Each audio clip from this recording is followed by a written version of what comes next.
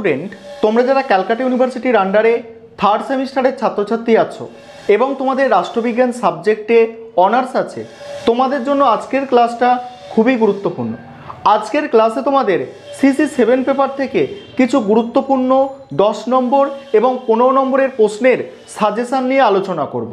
আর এই প্রশ্নগুলো তোমাদের পরীক্ষার আগে দেখে যাওয়া খুবই দরকার। এখানে আমি সাজেশানে প্রশ্নের সংখ্যা খুব কম রেখেছি। 15 নম্বরের প্রশ্ন আমি রেখেছি মাত্র 5টা এবং 10 নম্বরের প্রশ্ন আমি রেখেছি 7টা। এই কটা প্রশ্ন তোমরা পরীক্ষার আগে করে যাও, আশা করি তোমরা উপকৃত হবে। এবার ছোট প্রশ্নের জন্য তোমরা কি করবে একটু শুনে নাও। ছোট প্রশ্নের জন্য যেটা তোমাদের সবার আগে করতে হবে সেটা হচ্ছে তোমাদের প্রিভিয়াস ইয়ার্সের প্রশ্নপত্র ফলো করতে হবে। ছোট প্রশ্নের জন্য আগেও বলেছি, আবারও বলছি, তোমরা পরীক্ষা দিয়েছো, তোমরা জানো যে প্রিভিয়াস ইয়ার্স থেকে কমন আসছে।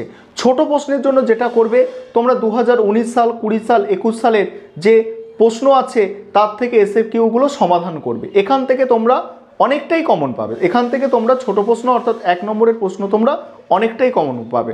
অর্থাৎ ছোট প্রশ্ন এসএকিউর জন্য তোমরা 2019, 2020 এবং 2021 সালের প্রশ্নপত্রগুলো দেখো, এসএকিউর সমাধানগুলো করে যাও।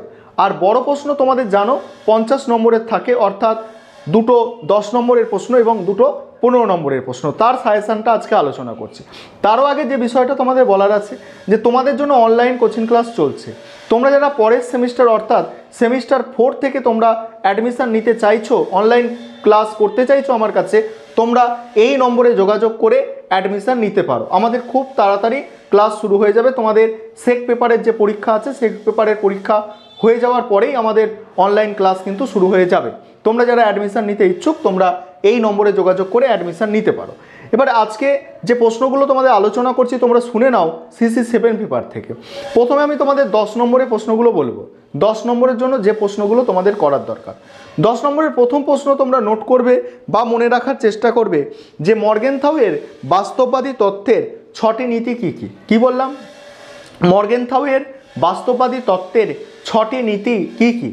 দ্বিতীয় গুরুত্বপূর্ণ প্রশ্ন আছে বৈদেশিক নীতি নির্ধারক হিসাবে ভূ রাজনীতির গুরুত্ব। বৈদেশিক নীতি নির্ধারক হিসাবে ভূ রাজনীতির গুরুত্ব। 3 নম্বর প্রশ্ন ভারতের প্রতিবেশী নীতিতে ভারত চীন সম্পর্কের প্রভাব। ভারত চীন সম্পর্কের প্রভাব। 4 নম্বর প্রশ্ন 10 নম্বরের আর কি, আন্তর্জাতিক রাজনীতি চর্চায় পরিযায়ী বা অভিবাসন কী।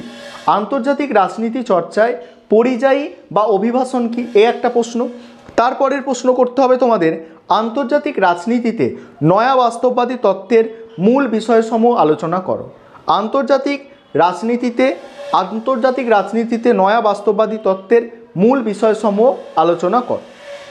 পরের প্রশ্ন অর্থাৎ 6 নম্বর প্রশ্ন বৈদেশিক নীতি নির্ধারক হিসাবে কূটনীতির গুরুত্ব। 7 নম্বর প্রশ্ন করবে চীন ভারতের বৈদেশিক সম্পর্কে সীমান্ত সমস্যার প্রভাব। চীন আর ভারতের বৈদেশিক সম্পর্কে সীমান্ত সমস্যার প্রভাব। এই ছিল তোমাদের 10 নম্বরের প্রশ্নের সাজেশান। এবারে তোমরা 15 নম্বরের জন্য যে প্রশ্নগুলো করবে একটু শুনে নাও। 15 নম্বরের জন্য প্রথম সবথেকে গুরুত্বপূর্ণ প্রশ্ন, আশা করি এই প্রশ্নটা তোমরা পরীক্ষায় অবশ্যই কমন পাবে, সেটা হচ্ছে বিশ্ব ব্যবস্থাজ্ঞাপক তত্ত্বটি লেখো এবং এই তত্ত্বের প্রাসঙ্গিকতা। দ্বিতীয় গুরুত্বপূর্ণ প্রশ্ন আন্তর্জাতিক রাজনীতিতে সন্ত্রাসবাদের ভূমিকা। 3 নম্বর প্রশ্ন বৈদেশিক নীতির নির্ধারক হিসাবে প্রচার কার্যের ভূমিকা আলোচনা করো। 4 নম্বর প্রশ্ন ভারত ও বাংলাদেশের মধ্যে বৈদেশিক সম্পর্ক আলোচনা করো। ভারত ও বাংলাদেশের মধ্যে বৈদেশিক সম্পর্ক আলোচনা করো। তারপরে 5 নম্বর প্রশ্ন 1947 থেকে 1962 সময়কালে ভারতের পররাষ্ট্র নীতির মূল বৈশিষ্ট্যগুলি আলোচনা করো। এবং আরেকটা প্রশ্ন তোমরা দেখে যাবে যে ভারত মার্কিন সম্পর্কের মূল বিষয়গুলি আলোচনা করো। ভারত ও মার্কিন যুক্তরাষ্ট্রের সম্পর্কে যেসব মূল বিষয়গুলি আছে। এই ছিল তোমাদের সাজেশান।